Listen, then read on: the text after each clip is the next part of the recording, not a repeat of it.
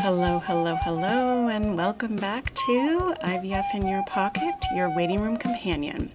In today's episode, I am going to walk you through the really nerve-wracking 2-week wait. We're going to get through it together. I'm going to offer you some tools and coping statements, things to tell yourself as you wait, and also wrap up with a nice grounding exercise.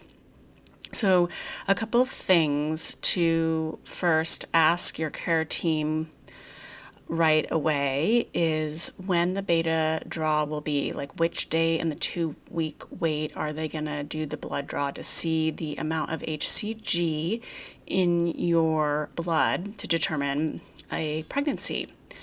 Typically, IVF clinics will do a couple betas. They want to see that there's a 60% rise between the first and second, and sometimes they do a third blood draw. So it's really important to know, first off, how long are you going to be waiting?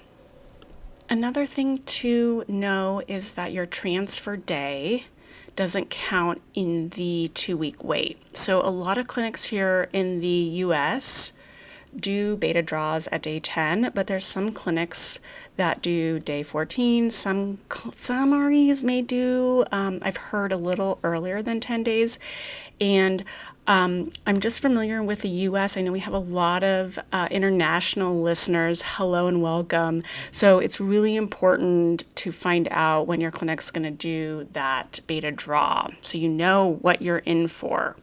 So you have likely just had a transfer, and let's take a minute to acknowledge how far you have come in the journey. The fact that you have gotten here is quite amazing. You have been through it. Regardless of your story, you have done a lot of work to get to this point, and it is worth celebrating. I know it's hard right now to think about that because this is very nerve-wracking and stressful, but this is worth celebrating. And you have an embryo inside, and that is just truly, truly remarkable.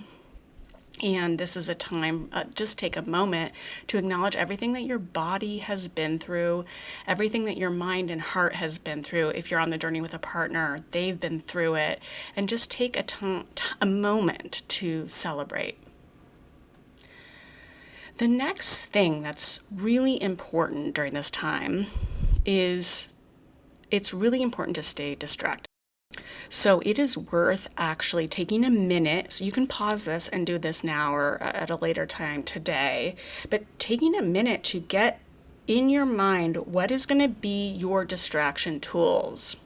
I would say of all the IVF experiences that come with all kinds of emotions, the 2-week wait is the one where people tend to feel similar around being stressed out and just it being a very nerve-wracking time of waiting.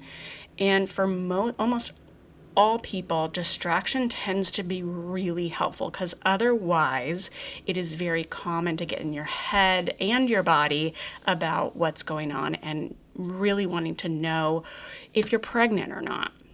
So getting a robust distraction list for the next, let's just say 10 days is going to be crucial, and getting really specific about it. So that really depends on what type of distraction helps you the most, and really thinking about what kind of book are you going to dive into right now?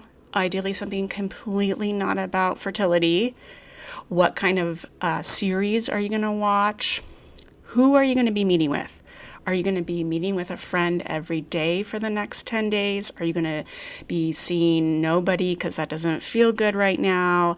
Who are going to be the people you're hanging out with that feel supportive, that can help you distract? Do you have a friend that really helps you take your mind off of what's going on? This is the time to reach out to them and get a sense of who you want to spend your time with during this next 10 days. That's going to help you really not think about what you're in. The other piece that's really important is to think about what kind of relaxation activities help you. So I'm going to get really specific. I think yoga poses are great during this time, specifically legs up the wall, very relaxing, really tapping into the parasympathetic nerve system child's pose is also really soothing. Any kind of hip opener, really focusing on a restorative yin yoga postures. You do not have to be practicing yoga for this to be beneficial. These are really basic, simple poses that can really help calm the nervous system, because right now it's a time to think about what is calming for you. Over the next couple days, over the next 10 days, sometimes more intense, sometimes less intense, you're probably going to be ruminating on whether you're pregnant or not.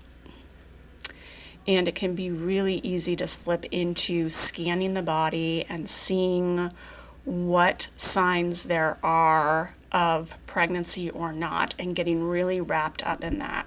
And so that is not particularly helpful, because no matter what your symptoms, you still aren't going to know until really you have those beta draws.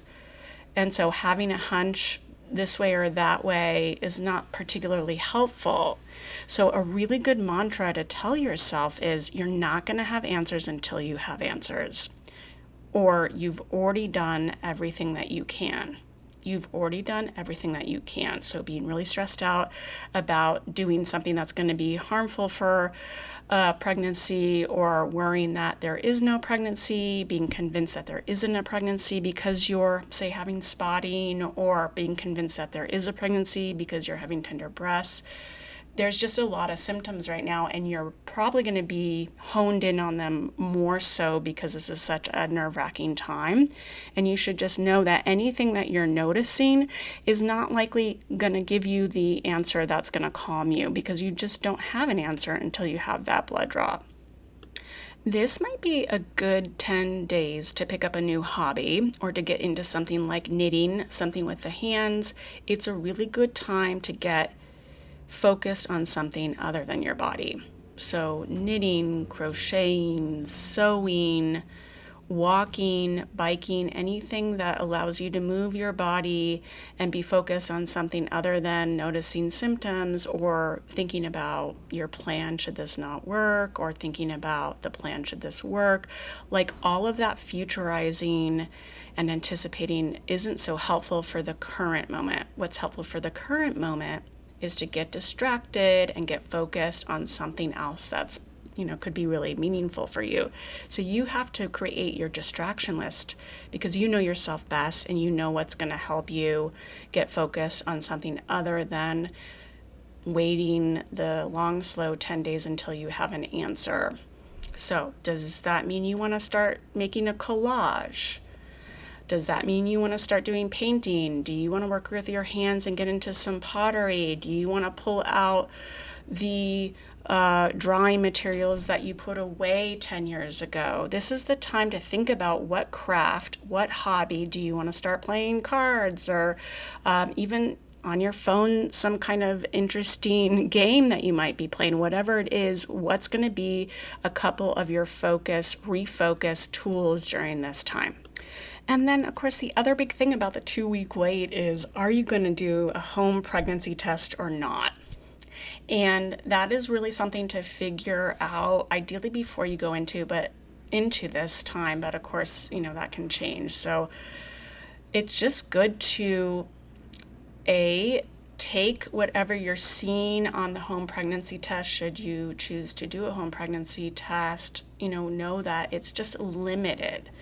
It's a limited amount of information there without the blood draw.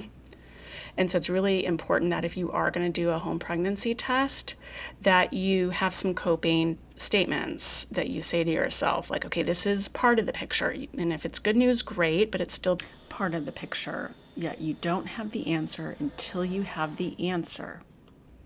And finally, we're going to end here with a calming exercise. So getting a comfortable seat and just really tuning in with the current moment here. So the transfer is now behind you. The result is now in front of you. So you're somewhere in between right now, right here, feeling your feet, rooted in the ground, knowing that you have come very far. You have done everything possible, everything right to get to this very moment. Taking a moment to acknowledge your body, your heart, your mind. Taking a real deep breath in, and then sigh, exhale, let everything go. Feel your body rest and relax, that heart rate slow down, the anticipation melt. Just being right here and right now. That concludes our episode for today. Send me your questions or tips, anything that helped you through this really nerve-wracking 2-week wait at alexandrapsychotherapy or my website, alexandragarystock.com. And remember, until next time, you are not alone.